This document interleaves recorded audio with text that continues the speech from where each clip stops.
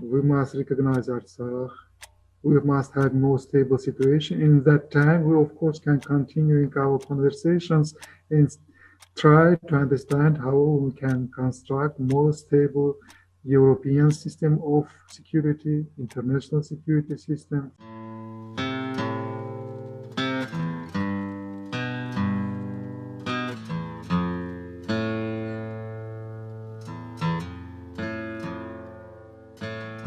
We warmly welcome you to today's special series on Artsakh with our distinguished guest, Hratchya Arzumanian, who not only produced numerous security and statehood studies and security and military studies, but is also the director of the Strategic Thinking Institute for Strategic Studies in Stepanakert.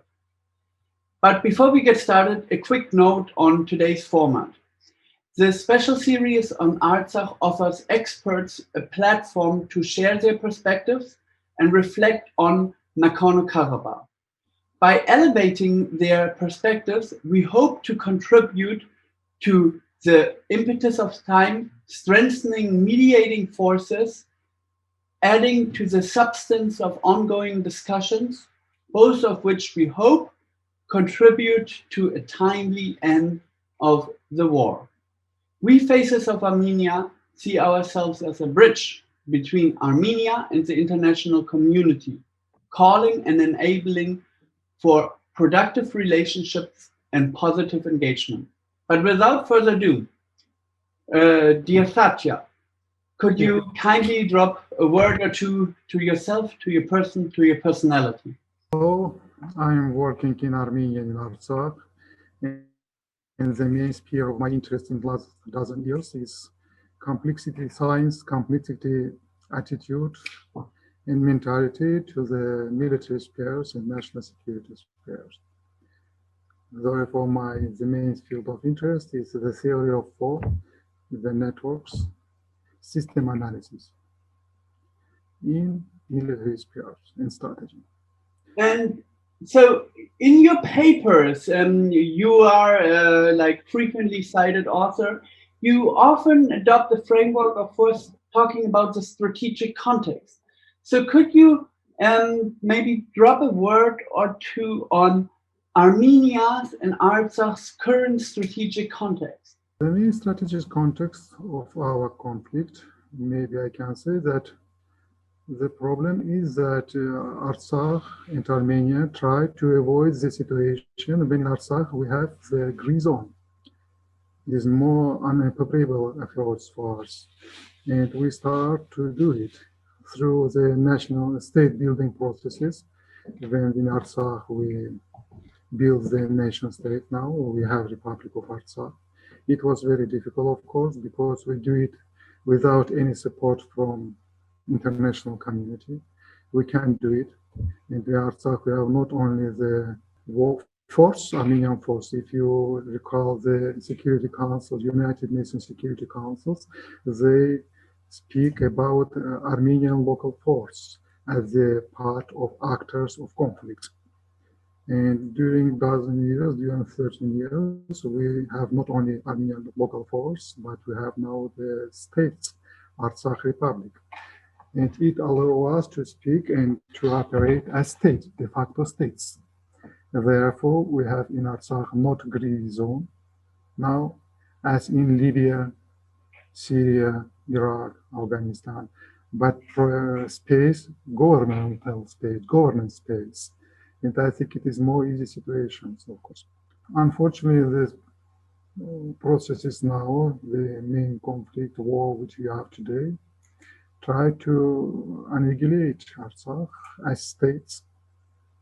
In it, at that time, we have, if you Azerbaijan and Turkey achieve his goals, we can constatate that in South Caucasus we have gray zone because at that time the Artsakh statehood will be destroyed, and we not have peace. Of course, it is mountainous part of Armenia, and therefore we continue struggles without states, but it will be less war. Therefore, I think the good solutions for this situation will be to recognize from international community that Artsakh peoples can not only defend its self-defense rights on self-defense, but also build the state, de facto state, Artsakh. And therefore, one of the solutions, one of the attitude for solutions, maybe it must be to recognize Artsakh. In that time, we can reset the situation and have drastically another situation in South Caucasus, where we don't have the unrecognized states, but have recognized states. And therefore, we have the new space for maneuvers, new space for new solutions, because the former solutions, former attitudes do not work. We must understand and agree that the post-Soviet period of time in our regions already complete. The processes began in 2008 with Georgian War. And now we must understand and agree and taking in account that post-Soviet period, post-Soviet grammatics and logics now complete. Therefore, we must speak and develop new logics. We must speak and try to construct new security system for South Caucasus. And it is very difficult problems, of course, because we must do it in the situation of hot war. We haven't time for calmly reconstruction, designs, discussion, etc., etc. We must ad hoc construct and build new security system for South Caucasus. It is very difficult. That is actually quite interesting. So you point out that as a gray zone, there cannot be a solution. And you also point out the importance of the international partners and international community. So can you drop a few more words to help us frame gray zones and the attitude of the international community towards gray zones? International community have already experienced that operating in gray zone is a very difficult task. It is very difficult if you haven't actors who can work. Therefore, I think we must try to avoid gray zone solutions. And now we haven't gray zone in Artsakh.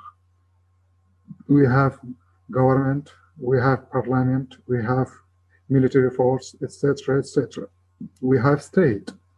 And I think the most preferable attitude from international community, from the other actors on the international arena, to agree with this reality and starting work directly with Armenian, with Artsakh states and Artsakh societies.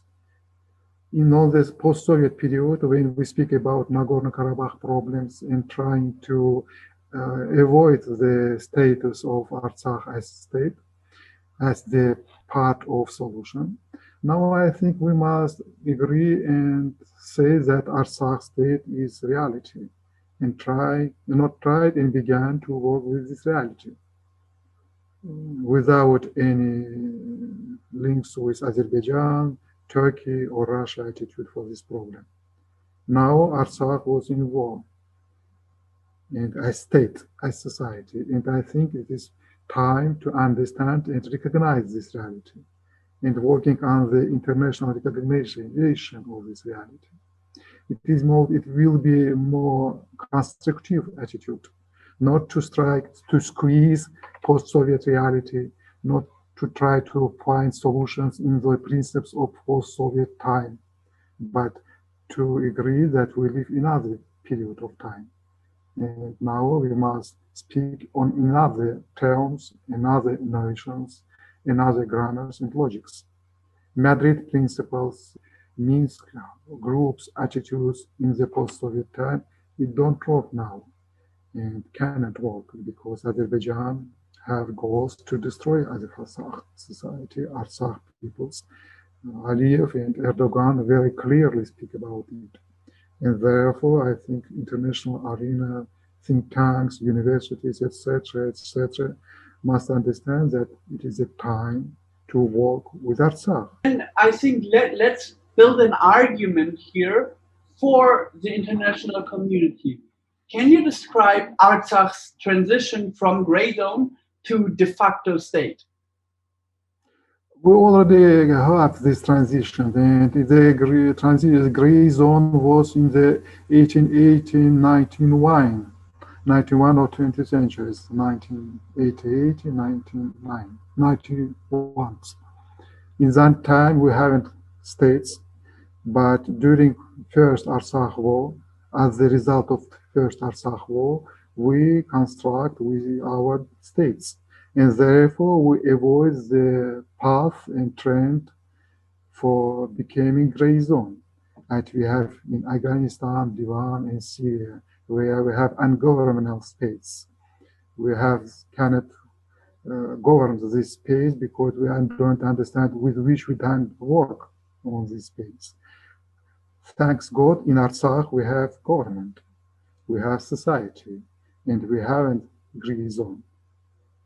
Therefore, I think it is more easy situation. But if you cannot defend our states, if you cannot provide the rights of de facto state Artsakh in international arena, we can return in gray zone. In that time, all solutions will be more and more difficult. I understand that some centers of power, maybe regional centers of power, can want to choose this path of trajectory for regions, because if you have gray zone in regions, it is more complex situation, more ungovernmental situation. Maybe some centers of power interest in this situation when the government controls the space and region through gray zone. But for peoples, for stable conditions for future, I think it isn't so good attitude. Therefore, we must avoid gray zone and recognize de facto states of Artsakh. And maybe that's very interesting. I think if Artsakh is internationally recognized, one would have real leverage to resolve the conflict, because Azerbaijan always says international law. Artsakh Armenia says right to self-determination.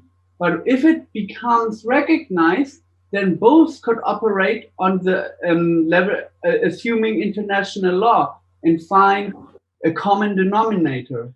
Would you agree, or? You depict the situation for post-Soviet period. In post-Soviet period and in the trying to find solutions, we have the two principles of international law, self-determination principles and the territorial integrity of states. And these two principles are in contradictions in political terms, only in political terms, because in law terms, Artsakh have brilliant situations, and Artsakh leaves the Azerbaijan states before the courts of Soviet Union.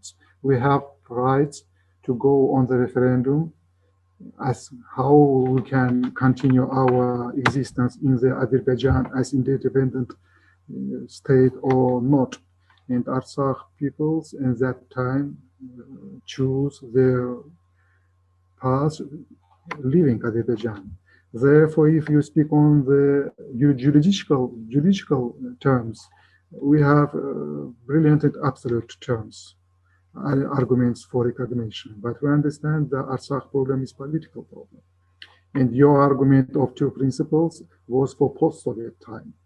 And now when Azerbaijan and Turkey go on the aggressions to the Armenians, to the Artsakh and the Republic of Armenia, de facto, we can say that the situation needed in reset knobs, buttons, and we must start thinking on another attitudes, on another space where these two principles only not working and not so important.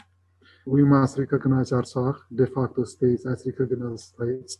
In that time, we recognize the reality in the region of South Caucasus and trying to have solutions in this reality, because not only Artsakh problem is important for our situation. The next very important and for security systems events is that Turkey directly participate in process. If in post-Soviet reality we understand and international law, international community understand that South Caucasus is in the dominion of Russia as Soviet Union, as the heritage of Soviet Union, Soviet Unions. And now in this conflict, in this aggression, we see the only thing that Turkey's involvement in processes. Now Turkey is on South Caucasus, and it is another situation. It's first and another very important and dangerous situation for our conflict now, that Turkey not involved in our conflicts and destroyed post-Soviet reality and post-Soviet attitude for solution, but so Turkey also involved jihadism from Afghanistan, from Middle East. And therefore, we now have in South Caucasus not Artsakh problem as the post-Soviet problem, but Artsakh war and Artsakh problem as a part of global war with global terrorism. Yes, you name it. It is another country. Now we have not a local conflict between Azerbaijan and two post-Soviet republics, Azerbaijan, Armenia, and de facto state Artsakh. But we now have regional conflicts because we have the involvement of Turkey. Turkey is another regional center of power, therefore it isn't local conflict already. And as because Turkey explores jihadism, jihads, and irregulars from Middle East, now we must speak about global war of terrorism. And therefore we must speak about geopolitical arena in geopolitical conflicts. If you try in this situation find solution of local conflict, you cannot find it. Artsakh conflict, Artsakh aggressions of Azerbaijan, Turkey and Azerbaijan we have evolved now isn't local conflict. Okay. It isn't only regional conflict, but also geopolitical. It is very difficult situation. You mentioned the word evolve. Meaning, yes, what is a critical juncture in time that transitions the conflict from local to global? Yes, we can say that it takes place. And unfortunately, we must recall that we have very hard history of relation between Turkey and Azerbaijan on the beginning of 20th century. If we have Metzger, the genocide of Armenian people on the theater of Ottoman empires. Therefore, we have the same connotations in Artsakh, in the Armenian society, in Armenian world, Armenian peoples on the world, that the aggression which we have today is the continuations of genocide of the beginning of the 20th century. Unfortunately, I must say that this attitude, this opinion is prevailed in Armenian society, in Armenian nation now. We cannot speak about local Armenian-Azerbaijan conflict. We see that it's a continuation of genocide from Turkey and Azerbaijan. They try to complete the processes which will start 100 years ago. But Erdogan, in his speech, maybe you listen to it, directly speak about it, that they must complete that processes which were starting from these ancestors. We must constate that for Armenian part, for Republic of Armenia and Republic of Artsakh, the conflict transformed in existential conflict. Because if you lost, we have genocide. And in such situation, we have asymmetric conflict, of course. It is not asymmetric conflicts of means, because you must understand that Armenian side have only 3 million of populations, and now is in war with Turkey and Azerbaijan with 19 million population. It is very asymmetric conflicts, of course, but also it is asymmetric in the achievement and in the goals. It is, for us, this is existential conflict, but for Azerbaijan, it is territorial conflict. Therefore, the evaluation of conflict, the evaluation of part and motivation of sides is very, very difficult. If you try to understand the motivation and heart of works of heart fight of Armenians, you must understand that it is for us, it is existential wars. So it is very, very, very important for international community.